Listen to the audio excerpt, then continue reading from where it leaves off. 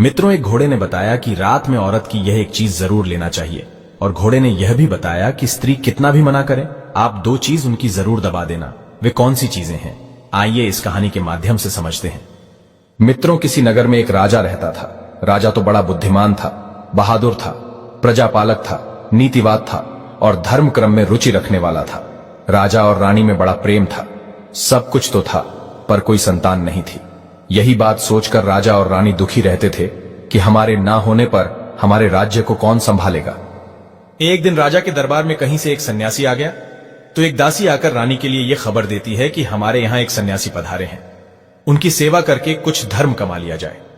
तब रानी उदास होती हुई बोली, दासी, हम तो दान धर्म करते करते थक चुके हैं। आज ये मेरा अंतिम दान और धर्म होगा। आज के बाद मैं कभी दान धर्म नहीं करूंगी। इतना कहकर रानी एक टोकरी में अनाज लेकर सन्यासी के पास जाती है, और वो अनाज सन्यासी की झोली में डालने के लिए जैसे ही आगे बढ़ती है तो रानी का दुख वो सन्यासी समझ जाता है। सन्यासी पूछता है, हे रानी, तुम्हें क्या दुख है? तुम्हें देखने से पता चलता है कि तुम किसी बात को लेकर बहुत दुखी हो। तब आंखों में आंसू भरकर रानी सोनवती अपना दुख बताती है। हे महात्मा जी, मेरे पास सब कुछ है, पर एक संतान नहीं है। मैंने लाखों यत्न कर लिए, पर संतान का सुख प्राप्त नहीं हो पा रहा है। सन्यासी बोले, हे रानी, तुम चिंता मत करो, मैं तुम्हें पुत्र होने का वरदान दे रहा हूं। जल्द ही तुम्हारी गोद में एक पुत्र खेलेगा, परंतु आपका पुत्र 15 साल तक ही आपके पास रहेगा। 15 साल के बाद वो पुत्र तुम्हारे पास पृथ्वी लोक पर नहीं रहेगा। मित्रों, इतना कहकर सन्यासी ने अपनी झोली से कुछ भभूति निकालकर रानी को दे दी और कहा कि राजा और तुम मिलकर इस भभूति का सेवन करना। भगवान की कृपा से बहुत जल्द तुम्हारी कोख से पुत्र रत्न की प्राप्ति होगी। रानी सोनवती को वरदान देकर सन्यासी चला गया।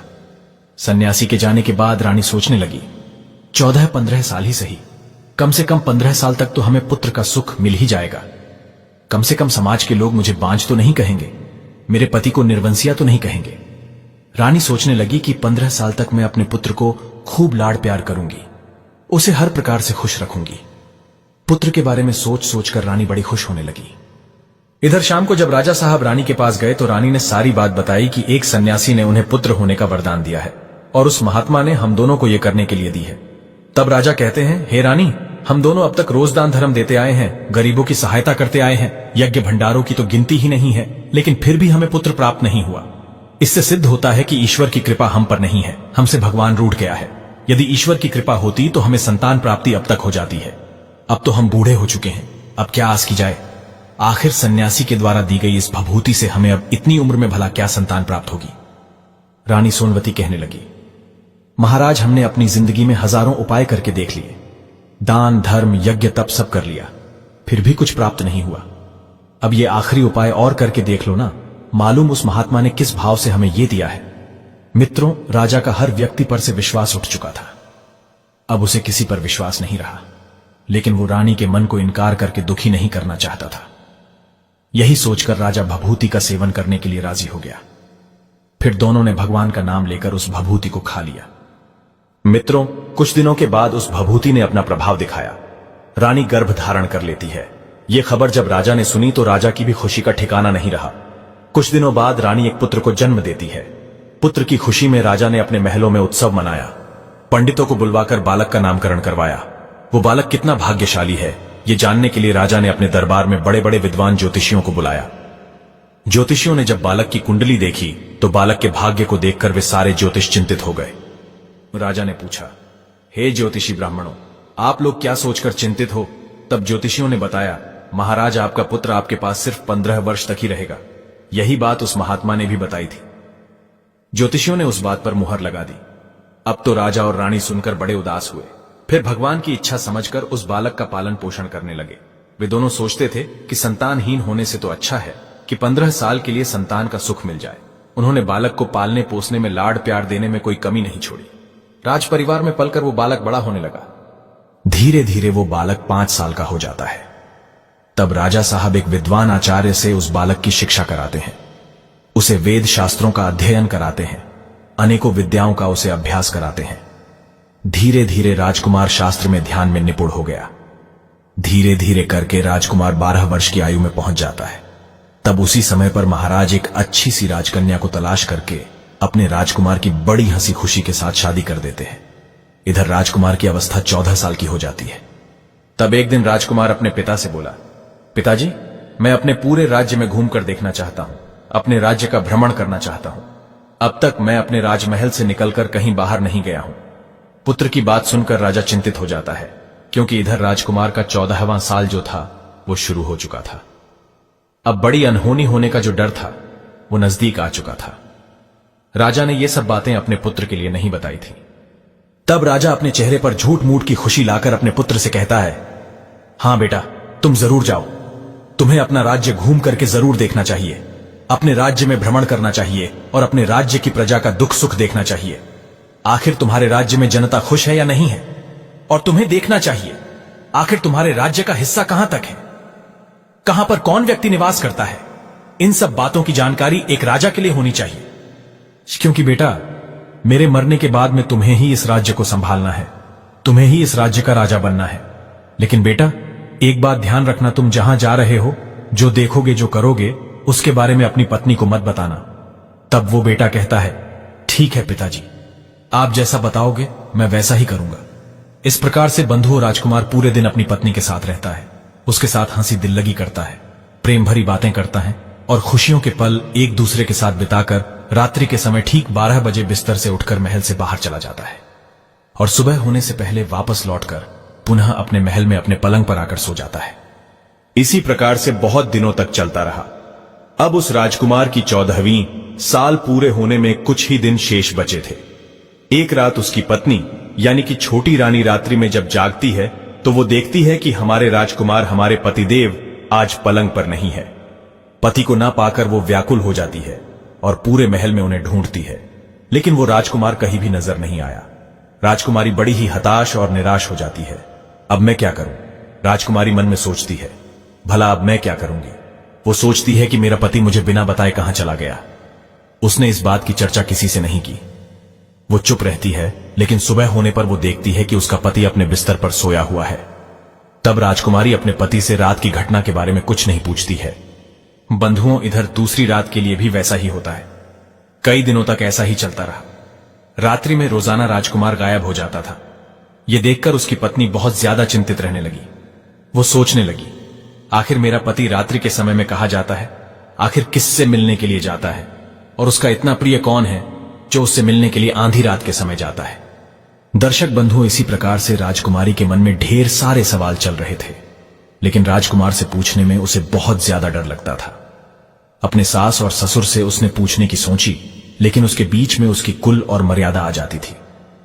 तो इस प्रकार से वो राजकुमारी सोच सोचकर मन ही मन घुटती रहती थी। इसी बात को लेकर वो इतनी चिंतित रहने लगी कि उसका कुछ खाने पीने को भी मन नहीं करता था। धीरे धीरे राजकुमारी दुबली पतली होती चली गई।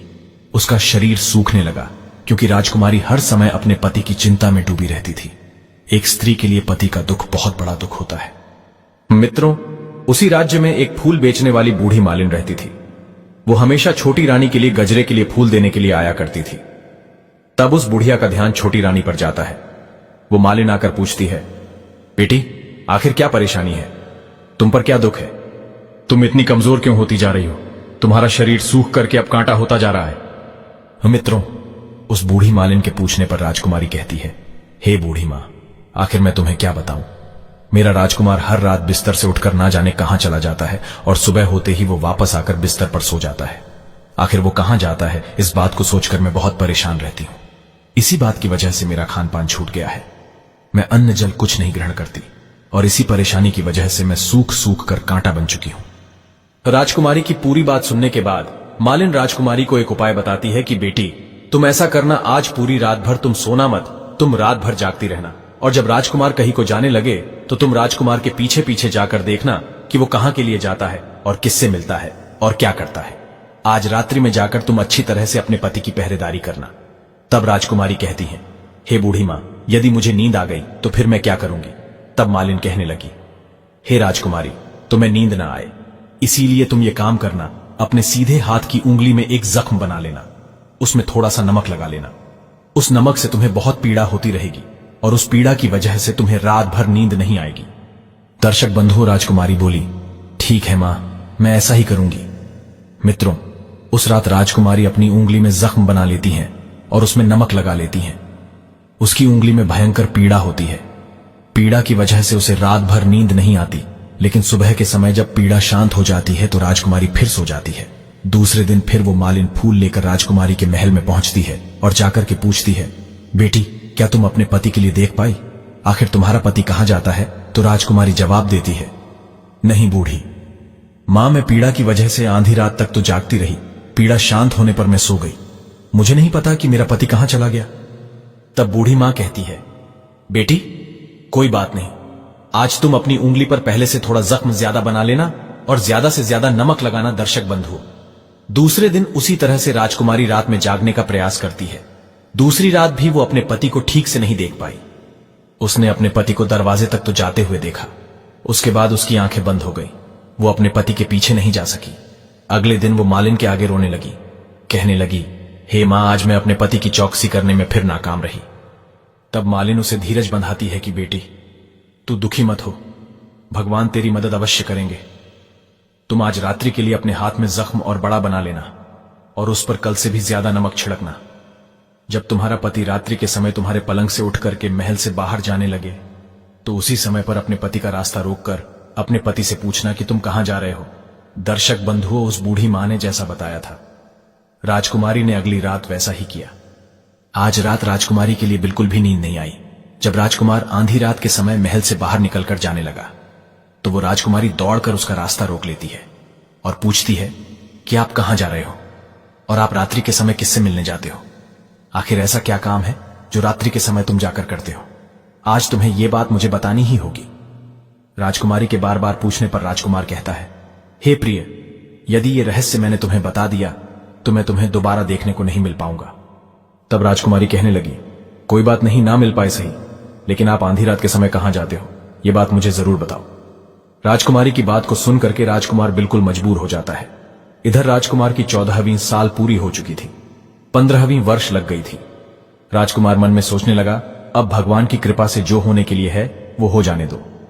यही सोच करके वो कुछ अनाज के दाने मंत्रों से सिद्ध करने के बाद में अपनी पत्नी के हाथों में रखता है और कहता है, हे राजकुमारी, तुम इस अनाज को दोनों हाथों की मुट्ठी में पकड़ लो। पहले सीधे हाथ के अनाज को तुम मेरे ऊपर फेंकना, फिर उसके बाद में तुम्हें पता चलेगा कि मैं कौन हूं। इसके बाद तुम अपने 1.5 हाथ में, उसके बाद तुम अपने 1.5 हाथ का अनाज मेरे ऊपर फेंक देना। तब मैं उसी समय जैसा था ठीक वैसा ही हो जाऊंगा। अगर तुम 1.5 हाथ की मुट्ठी का अनाज मेरे ऊपर फेंकना भूल गई तो फिर मैं तुम्हें कभी नहीं मिल पाऊंगा। मित्रों, इसके बाद में राजकुमारी पहले अपनी सीधी मुट्ठी का अनाज उस राजकुमार के ऊपर फेंकती है तो देखती क्या है कि वो राजकुमार एकदम से एक बहुत सुंदर सफेद घोड़ा बन जाता है और देखते ही देखते राजकुमार तेजी से दौड़ लगाने लगता है। इधर राजकुमारी उस घोड़े को ध्यान से देखने लगी और वो ये भूल जाती है कि राजकुमार ने मुझसे 1.5 हाथ के अनाज को मेरे ऊपर फेंकने को कहा था। राजकुमारी उस घोड़े को देखने में लगी रहती है। तब तक वो घोड़ा राजमहल के चारों ओर चक्कर लगाने के बाद वहां से चला जाता है और उसकी आंखों के सामने से एकदम से गायब हो जाता है। जब घोड़ा महल से बाहर चला जाता है तो राजकुमारी उसके लौटने का इंतजार करती है, लेकिन राजकुमार घोड़ा बनकर चला गया, वो लौटकर नहीं आया। अब राजकुमारी को अपनी करनी पर बड़ा पछतावा होता है। राजकुमारी स्वयं के लिए कोसने लगती है, स्वयं के लिए भला बुरा कहती है, लेकिन अब उस बात का कोई लाभ नहीं था क्योंकि राजकुमार भी अब वापस लौटकर आने वाला नहीं था। ये बंधुओं, इधर सुबह होते ही राजा और रानी के लिए राजकुमारी ये घटना बताती है। सुनकर उन्हें इस बात पर बड़ा ज्यादा दुख होता है। वे बहुत अधिक पश्चाताप करते हैं। राजा साहब समझ चुके थे कि हमें जिस बात का डर था वो अनहोनी घटना घट गई और अब तो राजा बेचारे चाहकर भी कुछ नहीं कर सकते थे। राजा साहब बड़े दुखी होकर अपने बिस्तर को पकड़ लेते हैं और राह देखते रहते हैं कि शायद किसी दिन हमारा राजकुमार लौटकर हमारे राजमहल के लिए वापस आ जाए। इंतजार करते करते 3 माह का समय बीत गया, लेकिन राजकुमार लौटकर नहीं आया। इसी तरह पूरी साल बीत गई, लेकिन राजकुमार नहीं लौटा।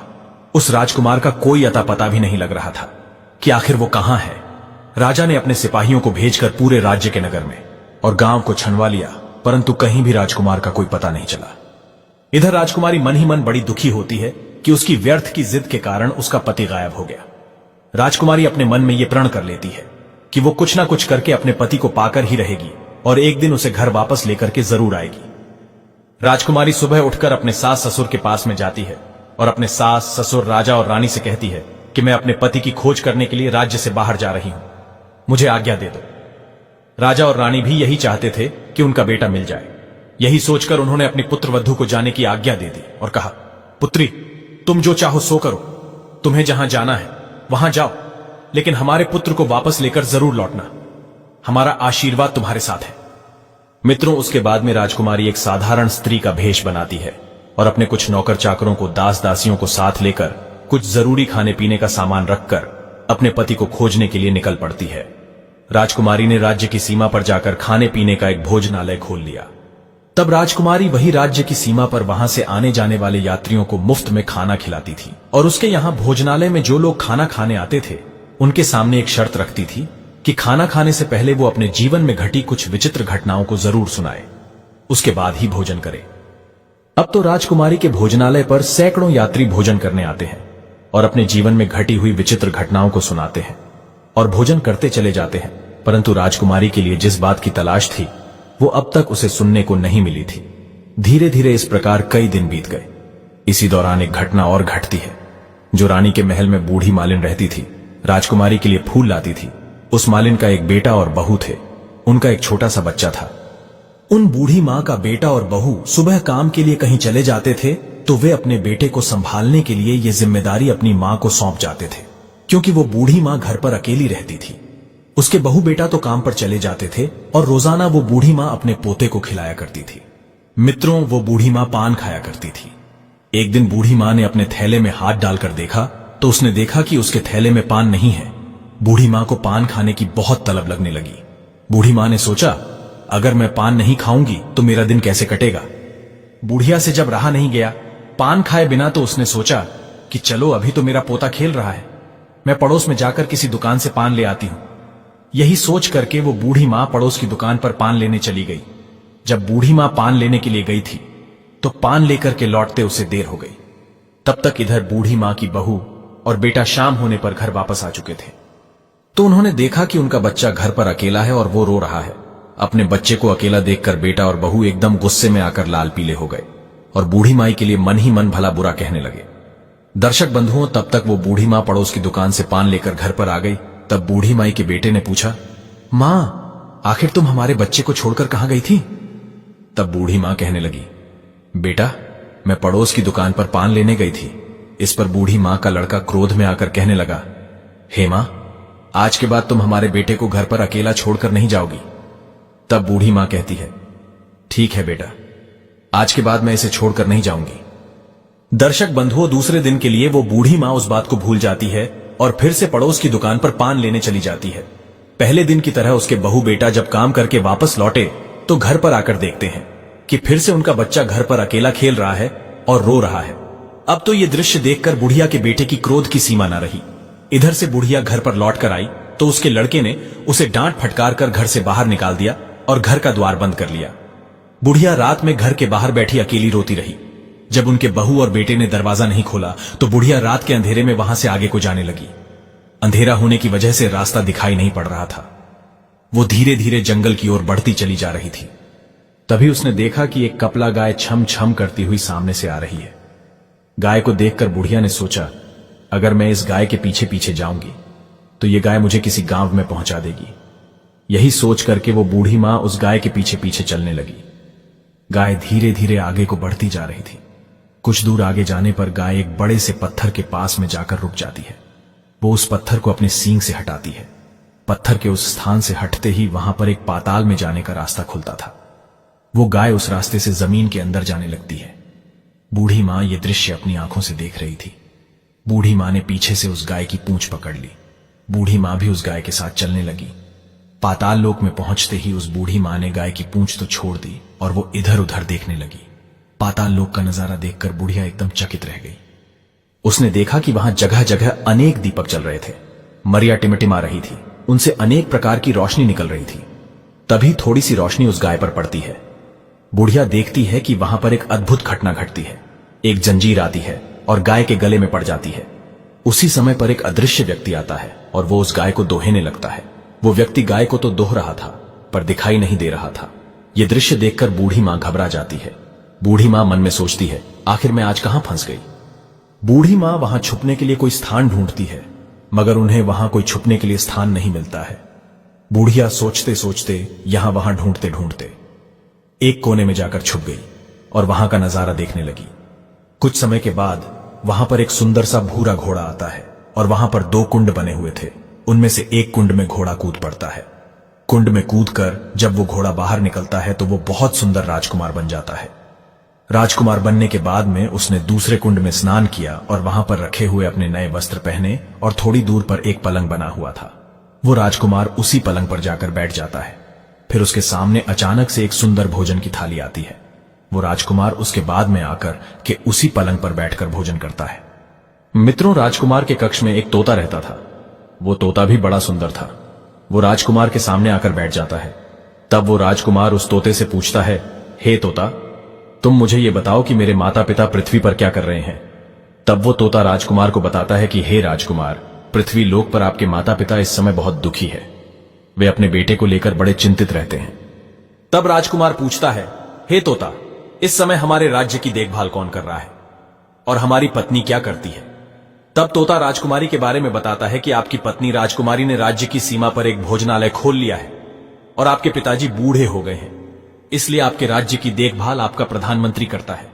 और वहां आपकी पत्नी भोजनालय खोलकर वहां आने जाने वाले यात्रियों से, जो भोजन करने आते हैं, उनसे नई नई खबर पूछती रहती है और उन्हें भोजन कराती है। ये मित्रों, इतना पूछने के बाद में वो राजकुमार अपनी सैया पर सो जाता है। इधर वो बूढ़ी मालिन कोने में खड़ी खड़ी ये दृश्य देख रही थी। बूढ़ी मां ने ऐसी घटना जिंदगी में कभी नहीं देखी थी। वो अपनी भूख प्यास सब भूल चुकी थी। उसे समझ नहीं आ रहा था कि मैं क्या करूं। इस प्रकार से पूरी रात निकल जाती है। सुबह होने पर वो राजकुमार फिर से घोड़ा बनकर चला जाता है। और वो घोड़ा कहां गया, उस बूढ़ी मां के लिए इस बात का पता नहीं था। घोड़े के जाने के बाद में वो गाय भी एकदम से तेजी से पाताल लोक से बाहर निकलने के लिए आती है। तब बूढ़ी मां ने सोचा, इस गाय के साथ मैं पाताल लोक में आ गई हूं, तो गाय के साथ ही मुझे बाहर जाना चाहिए, नहीं तो पता नहीं कौन सी अनहोनी मेरे साथ घट जाए। ये गाय को दौड़ते हुए देख बुढ़िया माई ने भी गाय के पीछे पीछे सीध लगा ली और झपटकर उसकी पूंछ पकड़ ली। गाय के साथ बूढ़ी मां पृथ्वी पर आ जाती है और वो सुरंग का रास्ता फिर से उसी पत्थर से बंद हो जाता है। गाय तो जंगल की ओर चली जाती है और इधर बूढ़ी मां उस दृश्य को देखकर एकदम बावली सी हो गई थी। उसने पाताल लोक में जो कुछ देखा था वो सब कुछ बूढ़ी मां किसी को बताने के लिए उतावली हो रही थी। तब उसी समय पर बूढ़ी माई के लिए एकदम से याद आया कि हमारे राज्य की सीमा पर कोई राजकुमारी भोजनालय चलाती है और नई नई बात बताने वाले व्यक्ति के लिए राजकुमारी अच्छा अच्छा भोजन करवाती है। वो बूढ़ी मां सोचने लगी, किसी और को बताने से तो अच्छा है क्यों ना मैं ये बात जाकर के उस राजकुमारी को बताऊं। मेरी बात उस राजकुमारी के लिए पसंद आ गई, उसके समझ में आ गई तो मुझे आज के बाद खाने पीने की कोई चिंता नहीं रहेगी। यही सोचकर बूढ़ी मां उस राजकुमारी के भोजनालय पर पहुंच जाती है। भोजनालय के द्वार पर एक ढोल रखा हुआ था। बूढ़ी मां ने तुरंत जाकर उस ढोल को बजा दिया। ढोल की आवाज सुनकर राजकुमारी ने सोचा कि आज कोई मुझे बहुत बड़ी बात बताने आया है। राजकुमारी ने तुरंत अपने सिपाहियों को आदेश दिया कि जाइए, आज भोजनालय पर कोई अतिथि आया है, उसकी जाकर खातिर खुशामद कीजिए। मित्रों, इधर राजकुमारी का आदेश पाते ही सिपाही दौड़कर उसी जगह पर पहुंच जाते हैं जहां बूढ़ी मां खड़ी थी। उन्होंने देखा कि एक बूढ़ी मां ढोल बजा रही है। सिपाहियों ने पूछा, हे मां, ये ढोल क्यों बजा रही हो। तब बूढ़ी मां कहती हैं, बेटा, हमने सुना है कि यहां भोजनालय पर मुफ्त भोजन मिलता है, इसीलिए आपके भोजनालय पर आई हूं। तब सिपाहियों ने जवाब दिया, हे बूढ़ी मां, तुम्हें भोजन तो मिल जाएगा, लेकिन उसके लिए तुम्हें कोई नई बात बतानी होगी। तब बूढ़ी मां कहती हैं, हां बेटा, मैं एक बहुत ही नई बात जानती हूं जिसे तुम सुनोगे तो दंग रह जाओगे। बुढ़िया की बात सुनकर सिपाहियों ने यह बात राजकुमारी को बताई कि बूढ़ी मां द्वार पर खड़ी है और वो कोई नई बात बताना चाहती है। राजकुमारी ने सिपाहियों को आदेश दिया कि जो बुढ़िया यहां पर आई है उसके साथ अच्छा व्यवहार करना, उसका खूब आदर सत्कार करना। मित्रों, राजकुमारी का आदेश पाते ही सिपाही लोग उस बूढ़ी मां की सेवा में जुट जाते हैं। सुंदर सुंदर पकवानों से भरी हुई थाली उसके आगे रख देते हैं। बूढ़ी मां कई दिनों से भूखी थी। आज उसने स्वादिष्ट भोजन देखा तो वो खाने लगी और खूब पेट भर के भोजन किया। भोजन करने के बाद सिपाही उस बूढ़ी मां को राजकुमारी के पास ले जाते हैं। राजकुमारी ने उसे बूढ़ी मां को देखते ही पहचान लिया। राजकुमारी को देखकर बूढ़ी मां को भी आश्चर्य हुआ कि पुत्री, तुम यहां कैसे। उसके बाद राजकुमारी पूछता है कि है मां, तुम मुझे कौन सी नई बात बताना चाहती थी, मुझे बताओ। मित्रों, पहले तो बूढ़ी मां राजकुमारी को वो बात बताना चाहती थी, लेकिन राजकुमारी ने बार बार आग्रह किया कि हे मां, यदि तुमने ऐसी बात देखी है तो मुझे जरूर बताओ, मैं तुम्हारी जीवन भर सेवा करूंगी। तुम्हें अपने महल, तुम्हें अपने राजमहल में ले जाकर के रानी माता की तरह रखूंगी। मित्रों, राजकुमारी के मुख से यह बात सुनकर बूढ़ी मां बहुत प्रसन्न होती है और उन्होंने पाताल लोक में जो कुछ भी देखा था वो सब राजकुमारी को बता दिया। बूढ़ी मां की बात सुनकर राजकुमारी को विश्वास हो गया कि बूढ़ी मां ने जो कुछ भी देखा है वही मेरा पति है। तब राजकुमारी बूढ़ी मां से कहती है कि हे मां, आपने जो कुछ जहां देखा है कृपया मुझे भी वहीं ले चलिए। तब बूढ़ी मां समझाने लगी, बेटी, मैंने जो घटना देखी है वो पाताल लोक की घटना है। मैं तो वहां से जैसे तैसे करके निकल आई। अगर तुम वहां जाओगी तो तुम्हारी जान खतरे में पड़ जाएगी। राजकुमारी ने बूढ़ी मां की एक भी बात नहीं सुनी। वो बार बार वहां जाने का हठ करने लगी। आखिर में राजकुमारी का कहना बूढ़ी मां मान लेती है और कहने लगी, ठीक है बेटा, तुम नहीं मानती हो तो आज मैं तुम्हें वहां लेकर के चलती हूं। पर बेटी, आज नहीं, कल मैं तुम्हें वहां लेकर के जरूर चलूंगी। मैं बहुत थक चुकी हूं। मित्रों, अगला दिन होता है और शाम होती है। तो अगले दिन राजकुमारी उस बूढ़ी मां के साथ में उसी जगह पर पहुंची जहां एक पत्थर रखा हुआ था। थोड़ी देर में वो गाय आती है और गाय अपने सिंह से उसे पत्थर को हटाती है। मित्रों, पत्थर हटते ही पाताल लोक का रास्ता खुल गया। गाय उस रास्ते से पाताल के अंदर जाने लगी। बूढ़ी मां के कहने पर राजकुमारी ने उस गाय की पूंछ पकड़ ली और गाय की पूंछ पकड़कर वो पाताल में चली गई। बूढ़ी मां पिछली बार की तरह एक कोने में छुपकर खड़ी हो जाती है और दोनों उसी कोने से पाताल का नजारा देखने लगती है। और पाताल लोक में सब कुछ पहले की तरह घटित हो रहा था। थोड़ी देर में एक सफेद घोड़ा आता है और वो उस कुंड में छलांग लगाता है। घोड़े से वो राजकुमार बन जाता है। फिर दूसरे कुंड में स्नान करके सुंदर वस्त्र पहनता है और अपनी सैया पर जाकर बैठ जाता है। राजकुमार सोने से पहले सूर्य देवता का आवाहन करता था। आज भी उसने सूर्य देवता का आवाहन किया। उसके बाद राजकुमार उस तोते से बात करने लगता है। तोते से पूछता है, हे तोता, पृथ्वी पर मेरे माता पिता क्या कर रहे हैं? आज तो वो तोता राजकुमार को कोई बात नहीं बताता है। जैसे जैसे राजकुमार तोता से पूछता है, तोता अपना सिर झुका लेता है। जब तोता कुछ नहीं बताता है तो राजकुमार को संदेह होने लगता है कि जरूर वहां कुछ ठीक नहीं हो रहा है। मित्रों, उसी समय पर राजकुमार के लिए संदेह होने लगा। राजकुमार ने तोते से बात करना बंद कर दिया और अपने बिस्तर पर सो गया। इधर बूढ़ी मां और राजकुमारी ये दृश्य देख रही थी। राजकुमारी का संयम छूटता जा रहा था। वो एकदम से भागकर अपने पति के पास पहुंची, जो कि राजकुमार के रूप में उस पलंग पर लेटा हुआ था। राजकुमारी अपने पति के पैर पकड़ने के लिए आगे बढ़ती है तो राजकुमार अपनी पत्नी को देखकर पहचान लेता है। वो एकदम से पीछे हट गया और चिल्लाने लगा, नहीं राजकुमारी, तुम मुझे मत छूना वरना सर्वनाश हो जाएगा। तभी उसी समय पर राजकुमारी अपने दोनों हाथों को जोड़ करके राजकुमार से अपनी भूल पर, अपनी करनी पर पश्चाताप करती है, क्षमा मांगती है। राजकुमारी कहने लगी, हे स्वामी, मुझसे बड़ी भूल हो गई थी। मुझे उस समय आपसे वो बात नहीं पूछनी चाहिए थी कि आप रात में कहां जाते हैं। इसलिए हे प्यारे, आज मैं अपनी गलती पर पछता रही हूं और अपनी भूल स्वीकार करती हूं। राजकुमार, मुझे मेरी भूल की सजा मिल चुकी है। अब कृपया करके आप मेरे साथ घर चलिए। आपकी चिंता करते करते आपके माता पिता ने अन्न जल भी ग्रहण करना छोड़ दिया है। उनका शरीर सूख कर कांटा हो चुका है। आपके बिना आपकी प्रजा भी बहुत दुखी रहती है।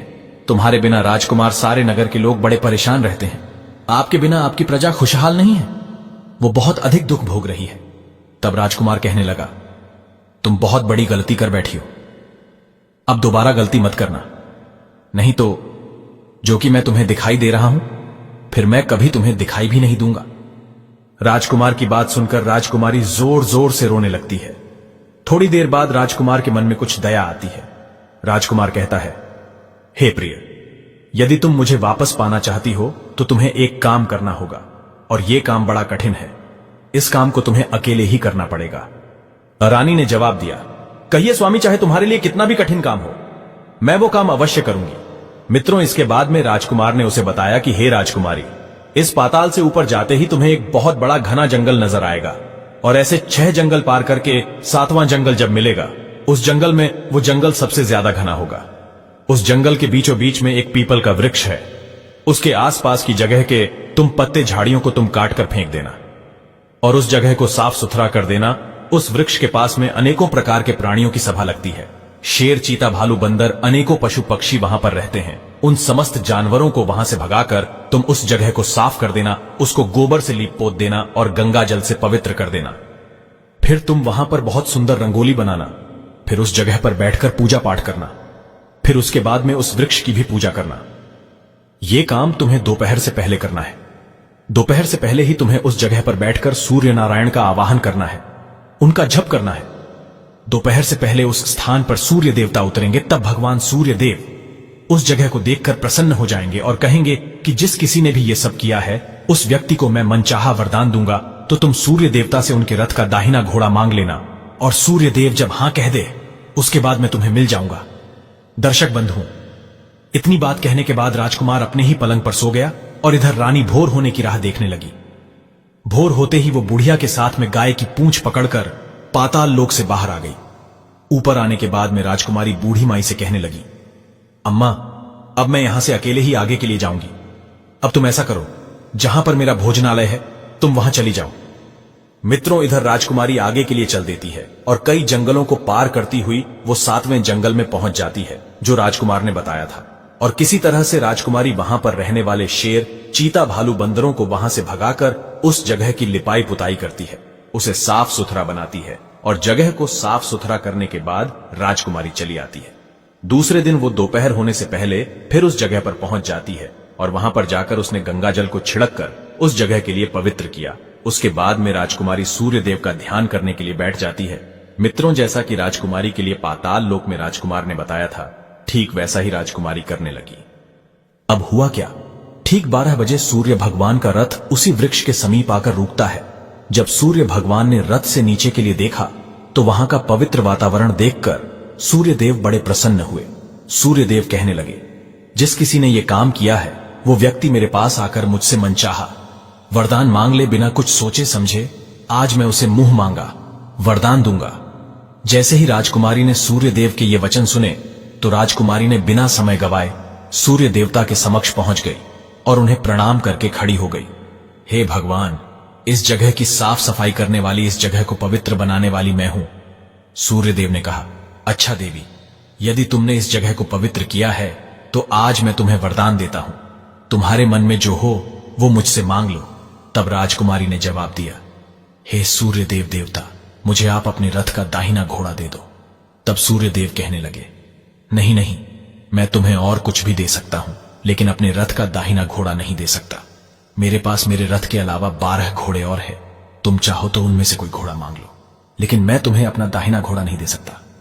मित्रों, सूर्यदेव के इनकार करने पर भी राजकुमारी बार बार उनके रथ को दाहिने घोड़े को ही मांगती जा रही थी।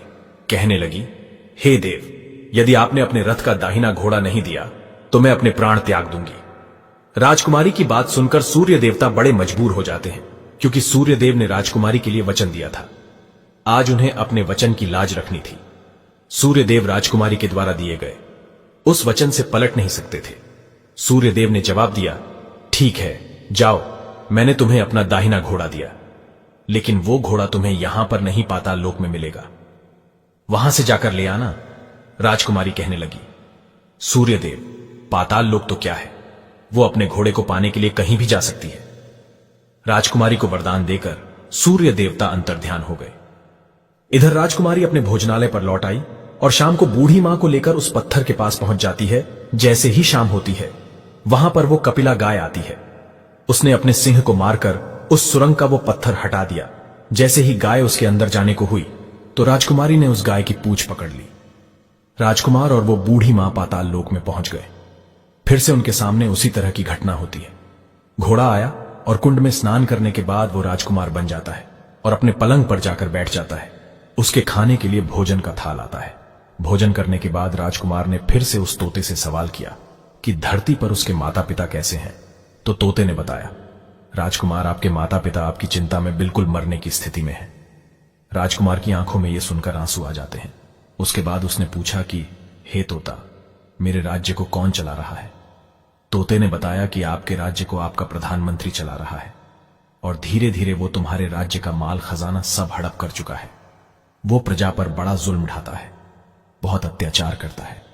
इस प्रकार तोता के मुख से इस बात को सुनकर के राजकुमार को बड़ा क्रोध आता है। अब राजकुमार पूछने लगा, हे तोता, आखिर अब मेरी पत्नी क्या कर रही है। इतना सब सुनने के बाद में तोता अब कुछ नहीं कहता है, वो बिल्कुल चुप हो जाता है। अब रानी का संयम जवाब देने लगा। वो दौड़ करके अपने पति के सम्मुख आ पहुंची। तब उसी समय पर राजकुमार रानी से कहने लगा, हे राजकुमारी, अब मैं तुम्हें प्राप्त हो चुका हूं। तुमने अपने तप और भक्ति से मुझे जीत लिया है। तब राजकुमारी ने जवाब दिया, हे स्वामी, क्या अब आप फिर से घोड़ा तो नहीं बनोगे? राजकुमार ने जवाब दिया, नहीं रानी, तुमने मुझे सूर्य देवता से मांगा है, इसलिए मैं तुम्हारा हूं। अब मैं दोबारा घोड़ा कभी नहीं बनूंगा। तब राजकुमारी से उस राजकुमार ने कहा, हे राजकुमारी, तुमने मुझे प्राप्त करने के लिए इतनी सारी मुसीबतें उठाई, इतने सारे कष्ट उठाए हैं। सूर्य देव ने मुझे सदा के लिए उस जन्म से मुक्त कर दिया है। राजकुमार ने बड़े ही प्यार से राजकुमारी को गले लगाया और अपने वस्त्रों से उसके आंसू पोंछे। न रात बिताने के बाद में जब सवेरा होता है तो वो गाय पृथ्वी लोक पर आने लगती है। वो राजकुमार अपनी पत्नी को लेकर उस बूढ़ी मां के साथ गाय की पूंछ पकड़कर पृथ्वी पर आ जाता है। ऊपर आने पर बूढ़ी मां और राजकुमार सीधे भोजनालय पहुंचते हैं। उन्होंने जाकर वहां का सब सामान लोगों में बांट दिया और अपने भोजनालय पर ताला लगाकर अपने राज्य के लिए लौट गए। घर आकर देखा कि वो प्रधानमंत्री राजकुमार को देखकर घबरा जाता है। दरअसल प्रधानमंत्री ये समझता था कि राजा का कोई बेटा तो है नहीं, इसलिए राजा भी बहुत बूढ़ा हो चुका है। अब तो राज्य उसी का है। अब तो राजकुमार ने उस प्रधानमंत्री को बंदी बनाकर कैद खाने में डाल दिया और पहले की तरह अपना राज सिंहासन सब कुछ अपने हाथ में ले लिया। उसके बाद राजकुमार अपने बूढ़े माता पिता से मिलने जाता है। तब राजकुमार जाकर देखता है कि उसके माता पिता उसके वियोग में बिल्कुल सूख कर कांटा हो चुके हैं। अपने बेटे को आया हुआ देखकर राजा और रानी की आंखों में आंसू बहने लगते हैं। वे दोनों अपनी बढ़ती उम्र के कारण बेटे की राह देखते देखते बूढ़े हो चुके थे। उनके शरीर में किसी प्रकार की कोई ताकत नहीं बची थी। अपने पुत्र को जैसे ही उन दोनों ने देखा तो एकदम से गले लगा लिया। बड़े प्यार के साथ अपने बेटे को सहलाने लगे। अपने बेटे को प्राप्त करने के बाद राजा और रानी के शरीर में एक नवजान आ जाती है। कुछ दिनों में ही वो अपने बिस्तर से उठकर बैठने लगे। राजकुमार के लौटने की खबर पूरे राज्य में फैल गई। मित्रों, अब तो उस राज्य की प्रजा बड़ा खुश हुई। राजकुमार रथ पर बैठकर अपनी पूरी प्रजा को दर्शन देता है और वचन देता है कि अब तुम पर कोई जुल्म नहीं करेगा। मेरे पिता के वृद्ध होने पर धूर्त मंत्री अपनी मनमर्जी करने लगा था। उन्हें मैंने बंदी गृह में डाल दिया है। अब आप पर कोई अत्याचार नहीं करेगा। दोस्तों, इस तरह से राजा सुदाश और रानी सोनवती अपने पुत्र को राजा बनाने के बाद ईश्वर की भक्ति करने के लिए जंगल में चले जाते हैं और इधर राजकुमार अपनी प्रिय के साथ हंसी खुशी से अपना राज्य कार्य करने लगता है। कहानी का तात्पर्य यह है, अगर किसी की स्त्री पतिव्रती और सच्ची है तो वो विधाता के लेख को भी बदल सकती है। पतिव्रताओं ने तो ब्रह्मांड के सबसे बड़े देवताओं को भी अपने वश में कर लिया था। यह कितनी बड़ी बात थी। मित्रों, राजकुमार अपनी पत्नी राजकुमारी को समझाता है, हे प्रिय स्त्रियों में यह सबसे बड़ी कमी होती है कि वे जिस काम की जिद कर जाएं तो फिर वे उसे करवा कर ही मानती है, चाहे उसके लिए उन्हें कितनी ही बड़ी कीमत चुकानी क्यों ना पड़े। यदि तुम जिद ना करती तो मैं तुमसे अलग नहीं होता। नारियों के गुणों की बात करें तो गुण तो उनके अंदर बहुत होते हैं जिनका वर्णन कर पाना बड़ा मुश्किल है, मगर कुछ दोषों की बात करें तो नारियों के लिए 3 दोष सर्वनाश करवा देते हैं। पहला दोष होता है व्यर्थ की हठ, दूसरा दोष होता है झूठा रोना और तीसरा दोष होता है कटुवाणी। देवी द्रौपदी के हठ ने महाभारत करवा दिया था। सुपनखा के झूठे रोने ने रावण का वंश मिटवा दिया और स्त्रियों की कर्कश वाणी ने न जाने कितने घरों को उजड़वा दिया। नारी की वाणी में अमृत भी होता है और विष भी होता है। यह उसके ऊपर है कि वो किसे अमृत पिलाती है और किसे विष। लेकिन नारी के त्याग, प्रेम और तपस्या की बात करें तो उसकी कोई सीमा नहीं है। पति के प्राण बचाने के लिए यमलोक तक भी नारी पहुंच जाती है और दोषों की बात करें तो अपने पति की मृत्यु का कारण भी स्वयं बन जाती है। मित्रों, ये कहानी कैसी लगी अपने कमेंट सेक्शन में अपनी राय जरूर देना। मिलते हैं आपसे अगली वीडियो में एक और चर्चा के साथ। आप सभी का बहुत बहुत धन्यवाद। जय श्री कृष्णा।